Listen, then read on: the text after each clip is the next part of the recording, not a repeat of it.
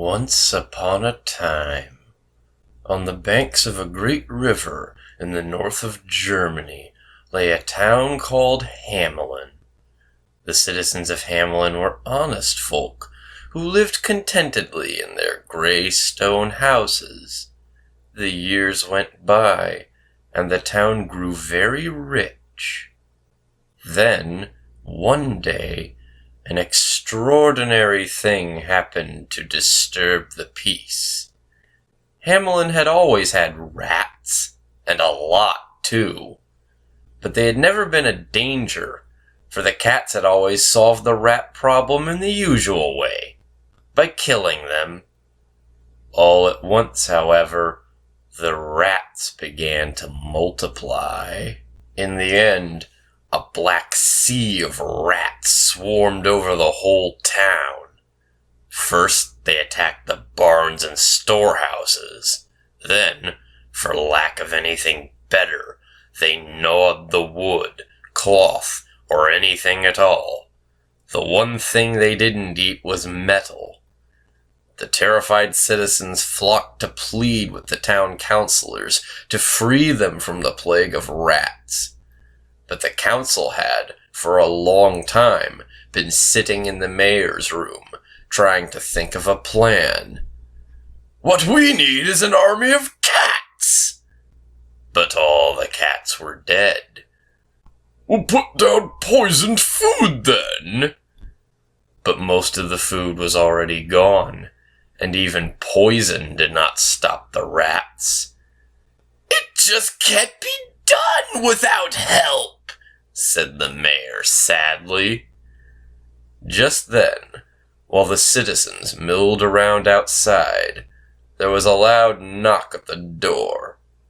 "Who can that be?" the city fathers wondered uneasily, mindful of the angry crowds. They gingerly opened the door, and to their surprise, there stood a tall, thin man, dressed in brightly colored clothes, with a long feather in his hat, and waving a gold pipe at them. "I've freed other towns of beetles and bats," the stranger announced, "and for 1,000 florins, I'll rid you of your rats." 1,000 florins! Exclaimed the mayor. "We'll give you 50,000 if you succeed." At once, the stranger hurried away, saying, "It's late now, but at dawn tomorrow there won't be a rat left in Hamelin." The sun was still below the horizon when the sound of a pipe wafted through the streets of Hamelin.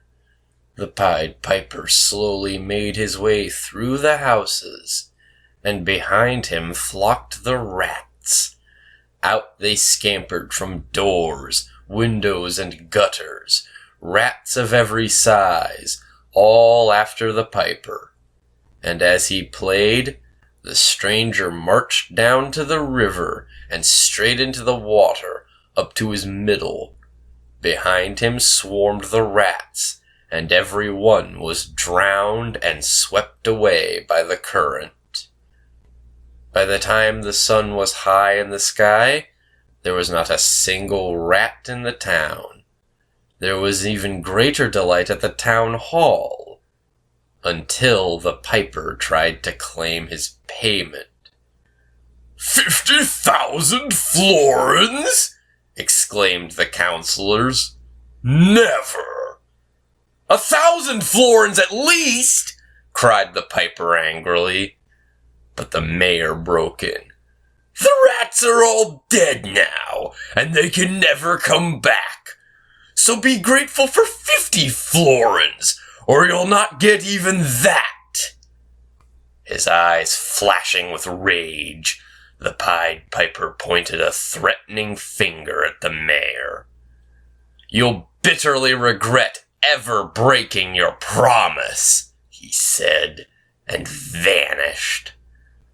A shiver of fear ran through the councilors, but the mayor shrugged and said excitedly, "We've saved 50,000 florins!" That night, Freed from the nightmare of the rats, the citizens of Hamelin slept more soundly than ever. And when the strange sound of piping wafted through the streets at dawn, only the children heard it. Drawn as by magic, they hurried out of their homes. Again, the Pied Piper paced through the town. This time, it was children of all sizes that flocked at his heels to the sound of his strange piping. The long procession soon left the town and made its way through the wood and across the forest till it reached the foot of a huge mountain. When the piper came to the dark rock, he played his pipe even louder still, and a great door creaked open. Beyond lay a cave. In trooped the children behind the Pied Piper, and when the last child had gone into the darkness, the door creaked shut. A great landslide came down the mountain, blocking the entrance to the cave forever. Only one little lame boy escaped this fate. It was he who told the anxious citizens, searching for their children, what had happened. And no matter what people did, the mountain never gave up its victims.